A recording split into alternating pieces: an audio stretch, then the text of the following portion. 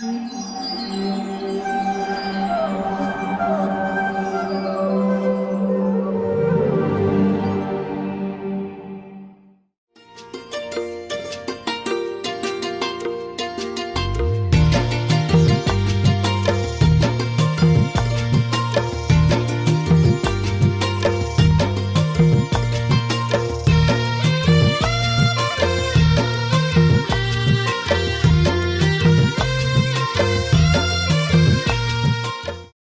कृष्णा।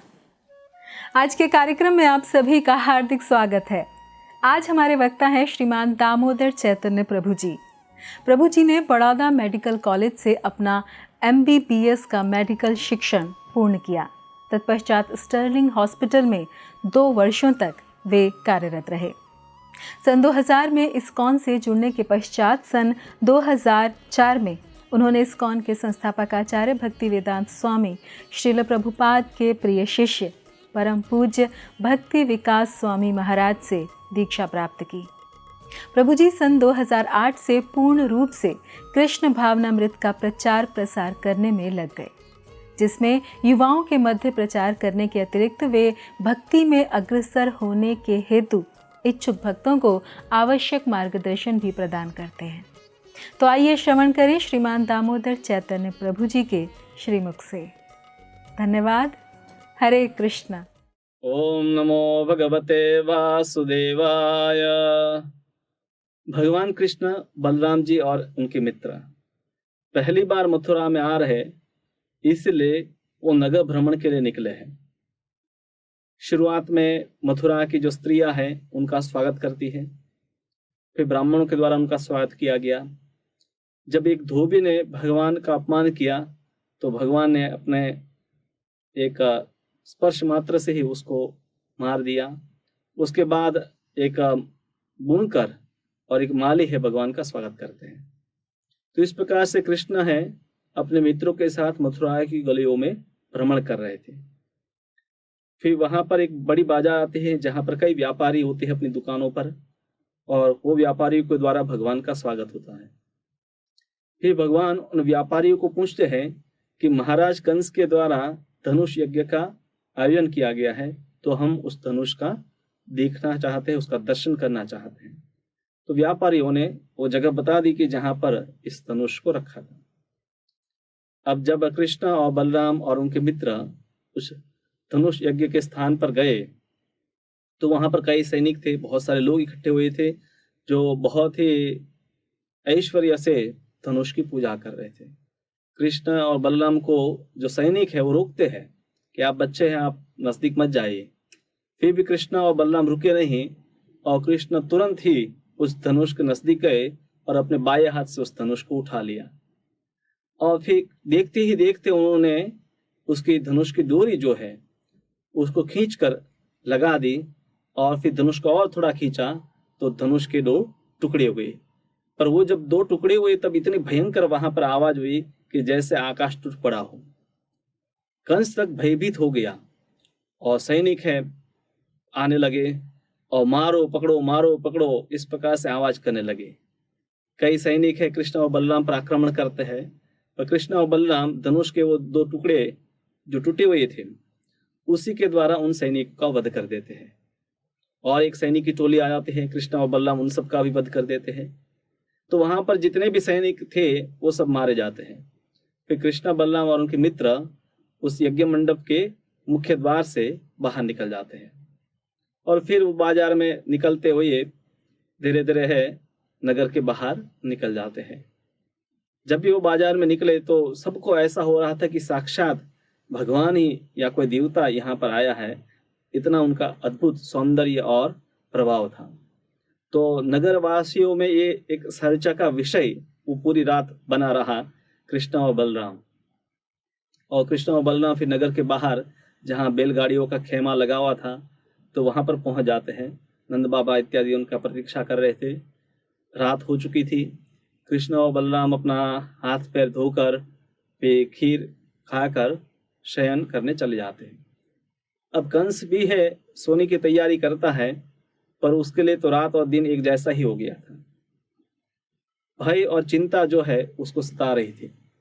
अब तक तो कंस ने कृष्ण के नाम का प्रभाव सुना था कि कंस ने अनेक प्रकार के जो असुर भेजे थे, चाहे वो पूतना हो, तृणावर्त हो, अगासुर, बकासुर, केशी, अरिष्टासुर, तो इन सबको कृष्ण ने मारा, ऐसी उसने कहानियां सुनी थी। पर आज साक्षात वो सुन रहा है कि मथुरा में कृष्ण और बलराम ने उस महान धनुष का भी भंग कर दिया है, और इसलिए उसको चिंता हो रही है कि कल क्या होगा, कल अगर दंगल में ये लोग हैं कहीं मुझे ना मार दे। तो इस प्रकार से कंस है बहुत भयभीत है, और कृष्ण का स्मरण कांस्टेंट, मतलब एक भक्त भी कृष्ण का जितना स्मरण नहीं करता उतना स्मरण और इतना गहन स्मरण जो है कंस के द्वारा किया जा रहा है, उनको भूल नहीं पा रहा है। पर जैसे ही वो सोने गया तो उसको भयंकर भयंकर स्वप्न आने लगे। स्वप्न में उसने देखा कि उसका जो प्रतिबिंब है तो उसमें सिर ही नहीं है, या उसकी परछाई है उसमें छेद है, वो एक गधे पर बैठा हुआ है और विष पी रहा है, कई भूत प्रेत है उसका आलिंगन कर रहे हैं। तो इस प्रकार से बहुत सारे अपशकुन वाले स्वप्न उसने देखा, और वो जैसे तैसे है रात बिताता है, और फिर सुबह होते ही उस जो उत्सव की तैयारी में वो लग जाता है। वो मल्ल स्थान में दंगल की तैयारी सब चल रही थी, और उसको कई प्रकार से सजाया गया था। कंस भी वहां पर चला जाता है और अपने व्यवस्थापकों के द्वारा उस दंगल का पूरा आयोजन में वो लग जाता है, और फिर धीरे धीरे लोग वहां पर इकट्ठे होने लगते हैं। नजदीक के कई जिलों से ब्राह्मण, क्षत्रिय और कई प्रकार के लोग हैं इस यज्ञ मंडप में इकट्ठे हुए थे, इस कुश्ती को देखने के लिए आए थे। और कंस है फिर अपने सिंहासन पर बैठ जाता है। उसके आजू बाजू बहुत सारे मंडलेश्वर, उसके जो भी अधिकारी थे वो बैठे हुए थे। फिर भी कंस का जो हृदय है वो कांप रहा था। उसको ऐसा ही लग रहा था कि अभी कृष्ण आ जाएंगे, अभी कृष्ण आ जाएंगे और मुझे मार देंगे। और फिर वहां पर शंख, नगाड़े और विभिन्न प्रकार के वाद्य यंत्र बजने लगे, लोग वहां इकट्ठे होने लगे। और फिर नंद बाबा और जो भी व्रज से अन्य लोग आए थे वो भी वहां इकट्ठे हो जाते हैं, और कंस की आज्ञा के अनुसार वो अपने साथ जो भी सामग्री लाए थे, दूध, मक्खन, सोना, कई प्रकार के उपहार कंस के लिए लेकर आए थे, वो भी कंस को अर्पित करते हैं। तो कंस ने इस पूरा जो आयोजन किया था कृष्ण और बलराम को मथुरा बुलाने का, तो ये षड्यंत्र एक था कि इनको यज्ञ के नाम पर बुलाएंगे, या तो उनको इस दंगल में ये जो चाणूर, मुष्टिक इत्यादि मार देंगे, या कोलियापीड़ नाम का जो भयंकर एक हाथी है उनको मार देगा, या अंततः कृष्ण को कंस ही मार देगा। तो सब अपने स्वयं अपने हाथों से ही कृष्ण को मारना चाहता था। पर जब से उसने भगवान कृष्ण के द्वारा धनुष भंग की आवाज सुनी थी तब से वो कांप रहा था। उसको लग रहा था कि आज मेरा शायद अंत निश्चित है।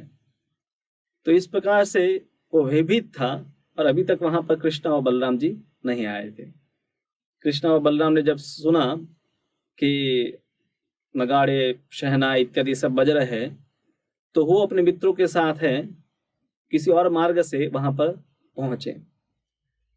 तो उस जो रंगशाला जो थी उसके मार्ग में एक हाथी था जिसका नाम था कोलियापीड़। कृष्ण और बलराम उसी मार्ग से जा रहे थे, और जब ये हाथी ने उसका रास्ता रोका तो कृष्ण है उस समय है उस महावत को कहते जो हाथी पर बैठा था कि हे महावत, तुम अपना मार्ग है छोड़ दो और हमें जाने का मार्ग दो, अब बाजू में हट जाओ, अन्यथा मैं इस हाथी के साथ तुम्हें भी यम सदन पहुंचा दूंगा। अब उस महावत को तो सूचना देकर ही रखी थी कंस ने कि किसी न किसी प्रकार से अगर कृष्ण और बलराम मिल जाए तो हाथी को उनके ऊपर छोड़ देना। और महावत ने उसी प्रकार से किया।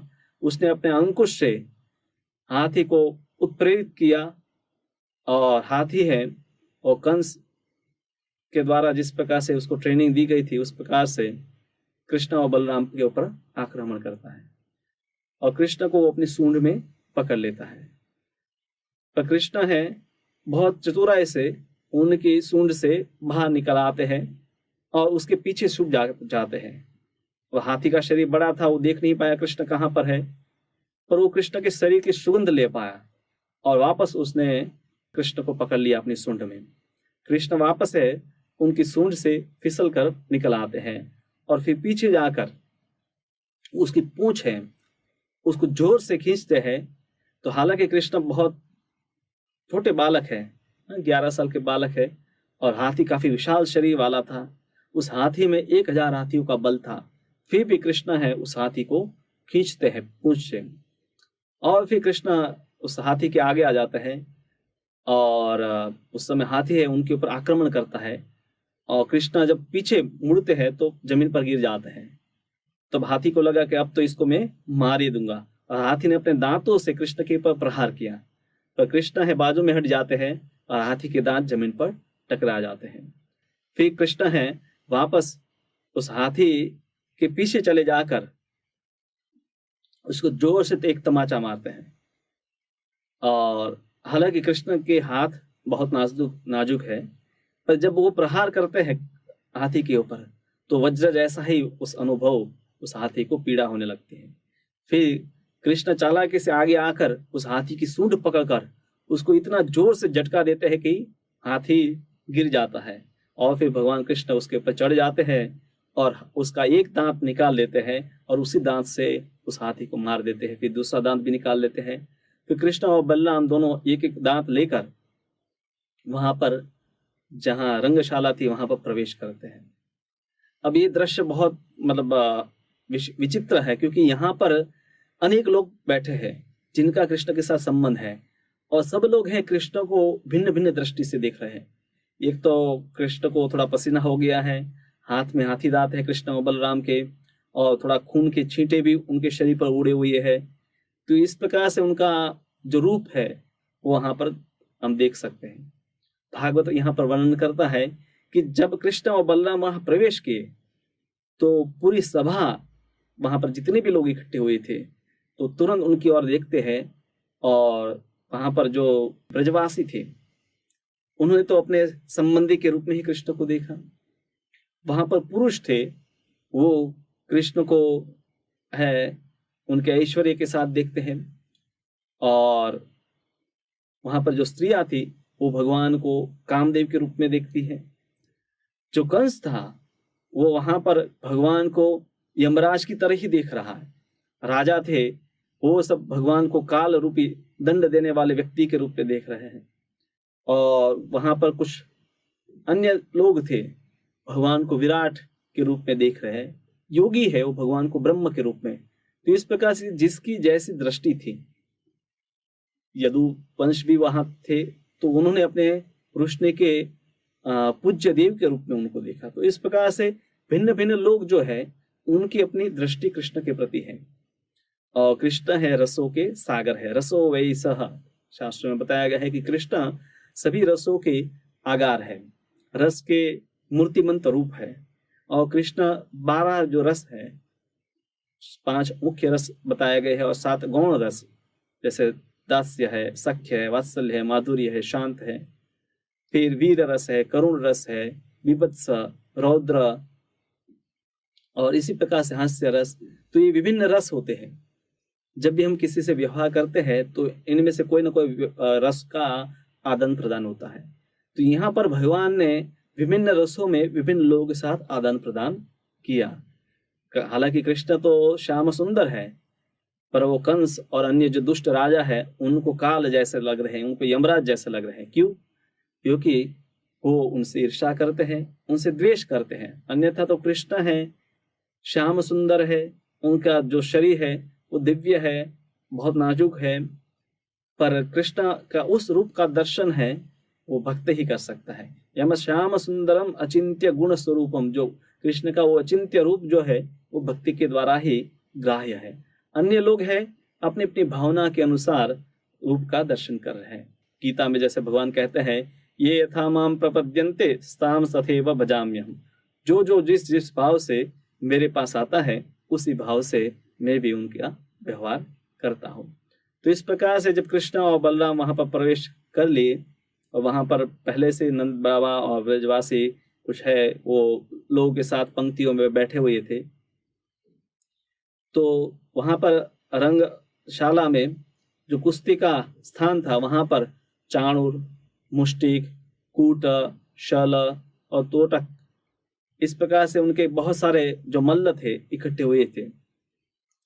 तो ये मल्ल जो बहुत शक्तिशाली थे और एक एक मल्ल है अनेक लोगों को मार सकता है, इतनी क्षमता वाले थे।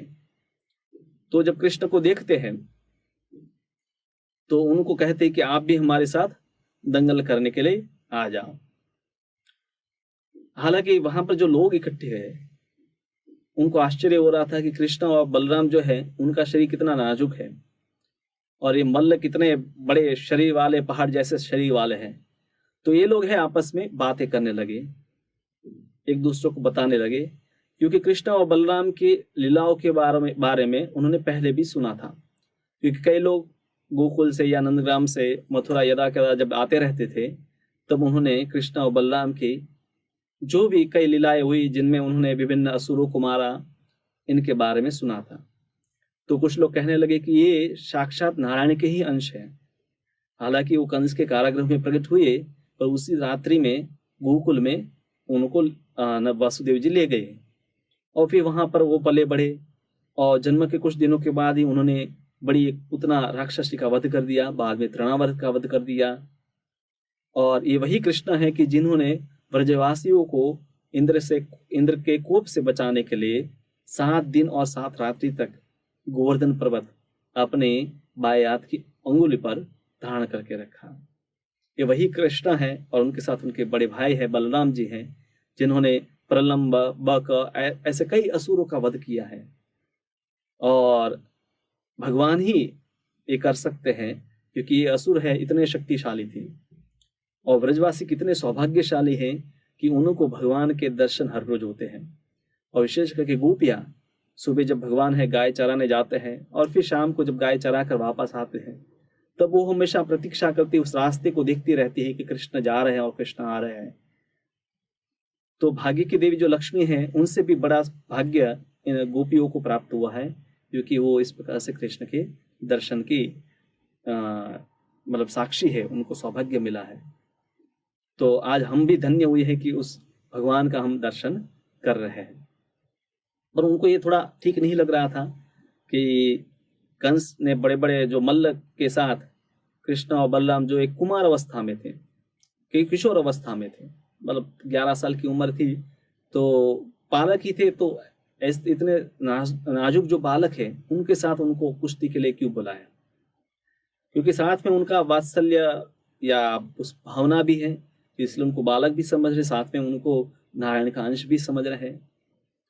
तो विभिन्न प्रकार से लोगों में आपस में ये बातें चल रही थी। चाणूर और मुष्टिक कहते हैं कि आप हैं हमारे सामने युद्ध करने के लिए पूरे योग्य है, क्योंकि हो सकता है कि दूसरे लोगों को लगे कि आप बालक हैं, कुमार हैं, पर अभी अभी आपने एक हाथी को मारा कि जिस हाथी में अन्य 1000 हाथियों का बल था। तो इसलिए आप हमारे साथ युद्ध में भाग लीजिए। और यहाँ पर महाराज कंस उपस्थित है और प्रजा का कर्तव्य है कि अपने कौशल्य से अपने राजा को प्रसन्न करे। तो अपने वाणी से, अपने विचार से, अपने कार्यों से उनको ऐसे कार्य करने चाहे कि उनके जो राजा है तो वो प्रसन्न हो, क्योंकि राजा है वो सभी जो लोग हैं उनका प्रतिनिधित्व करता है, देवताओं का प्रतिनिधि है, तो उनकी प्रसन्नता में ही प्रजा की प्रसन्नता है। तो इसलिए इसमें कोई अनीति नहीं है कि आप हमारे साथ युद्ध करें। तो इस प्रकार से जब भगवान ने इन लोगों से चुनौती ग्रहण की और भगवान स्वयं है उस रंगशाला में, उस मंच पर गए कि जहाँ पर चाणूर, मुष्टिक, कूट और शल और तोशल, ये 5 जो मल्ल है वहां पर इकट्ठे थे। और बारी बारी चाणू कहते हैं कि कृष्ण तुम मेरे साथ लड़ाई करो, और मुष्टिक जो है वो बलराम जी के साथ लड़ाई करेंगे। एक प्रसिद्ध श्लोक हम गाते हैं, कंच चाणुर्मर्दनम वसुदेव सुतम देवम कंच चाणुर्मर्दनम, कि कंच और चाणूर है उसमें भगवान है उनके साथ लड़ाई कर रहे हैं। तो ये पूरी घटना हम देखते हैं कि जो मथुरा में घट रही है, भगवान है मथुरा में आए हैं और वहां पर भिन्न भिन्न प्रकार के लोग इकट्ठे हुए हैं। तो मथुरा में भगवान के भ्रमण से इस घटनाओं में से हमें शिक्षा मिलती है कि भगवान जिस भावना से व्यक्ति उनके सामने आता है उसी भावना से उनके साथ व्यवहार करते हैं। भगवान रस के सागर हैं और जब हम भगवान के साथ अपना संबंध जोड़ते हैं तो हम भी उस रस का अनुभव करते हैं। हम सब अपने जीवन में रस चाहते हैं, पर हम भौतिक वस्तुओं में उस रस को ढूंढते रहते हैं। भौतिक रस है, उसका स्वभाव है कि उससे कुछ समय के बाद हम उब जाते हैं और उस रस को हम बदलना चाहते हैं। जैसे आप कुछ समय मीठा खाए, आपको मीठा पसंद है, आप हर रोज मीठा खाने लगते हैं और एक ही दिन ज़्यादा मीठा खाते तो भी उब जाते हैं और हर रोज जब खाने लगते हैं तब आपको लगता है कि अब कुछ तीखा खाना चाहिए। तो ये भौतिक रस का ये स्वभाव है। पर इस संसार में हर एक जीव रस चाहता है। हमारे अनेक प्रकार के संबंध होते हैं लोगों के साथ, उस संबंधों से हम विभिन्न प्रकार के रस का आस्वादन करना चाहते हैं। पर संसार का रस कैसा है कि जैसे कि आपने खीर तो ग्रहण की, किसी ने आपको खीर दे दिया, पर उस खीर में मिट्टी किसी ने मिला दी, तो खीर में टेस्ट तो आएगा, आपको मीठा तो लगेगा, परंतु साथ में कष्ट भी होगा। उसी प्रकार से संसार के रस है, उसमें थोड़ा सा मिठास है पर ज्यादा खटास ही है। पर वो वास्तव में ये जो रस है, भौतिक रस, वो सिर्फ एक भ्रम मात्र है। वास्तविक रस है वो भक्ति रस है। तो यहाँ पर जो चर्चा की गई है भागवत में इन रसों की, कि भगवान है, स्वयं है, रस की मूर्ति है, इसलिए हर एक प्रकार के व्यक्ति के साथ वो पूर्ण रूप से आदान प्रदान कर सकते हैं। चाहे कोई उनको शांत रस में, दास्य रस में, सख्य रस में, वात्सल्य रस में या माधुर्य, इनमें से 5 में से कोई भी एक रस में उनके साथ संबंध जोड़ सकता है। और फिर और गौण रस है, जैसे वीर रस या हास्य रस, करुण रस, विभत्स रस, रौद्र रस। तो विभिन्न रस जब है भगवान के साथ हमारा इंटरेक्शन होता है, उनके साथ आदान प्रदान होता है, तो प्रकट होते हैं। इसको कहते हैं भक्ति रस या आध्यात्मिक रस। ये रस की अनुभूति है भक्ति के शुरुआत के स्तर पर हमें नहीं होती है।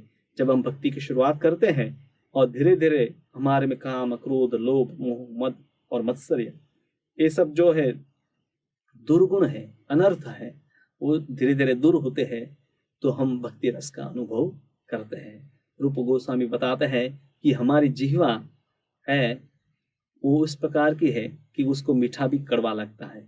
जब हमें पी लिया हो जाता है तब मीठा भी कड़वा लगता है। मीठा तो मीठा ही होता है। तो इसी प्रकार से भक्ति रस है, उसमें तो स्वाद है, पर अभी इन अनर्थों के कारण हमें जो पी लिया हुआ है उसके कारण भक्ति रस का हम अनुभव नहीं कर पाते हैं। पर भक्ति फिर भी हमें करते रहनी चाहिए, तो एक दिन हम निश्चित रूप से इन भक्ति रस का अनुभव करेंगे। कंस इत्यादि जो आसुरिक राजा है वो विपरीत भावना से भगवान को याद कर रहे हैं, और ब्रजवासी, यदुवंशी और मथुरा के कई भक्तजन हैं भगवान को अनुकूल भाव से उनका स्मरण कर रहे हैं। तो अनुकूल भाव से भगवान की सेवा करना, उनका स्मरण करना, उनका नाम लेना, ये भक्ति है। प्रतिकूल है उसको भक्ति नहीं कहते हैं। पर प्रतिकूल से भी कोई याद किया तो उनको भी कुछ लाभ मिलता है, पर अनुकूल से जब याद करता है तो उसको सर्वोच्च लाभ मिलता है। तो इस प्रकार से भगवान के यहाँ पर रंगशाला में आए उस प्रसंग से हमें भक्ति रस का कई प्रकार का ज्ञान है मिलता है भागवत के माध्यम से, और हम भी इस भक्ति को लगातार करते रहे तो हम एक दिन इस भक्ति रस का अनुभव करेंगे। हरे कृष्ण। ऐसे ही और भक्तिमय कार्यक्रमों के लिए देखिए हरे कृष्णा टेलीविजन। इसे प्राप्त करने के लिए आप अपने केबल अथवा DTH ऑपरेटर से संपर्क करें तथा और अधिक जानकारी के लिए आज ही डायल करें 8767 845 845।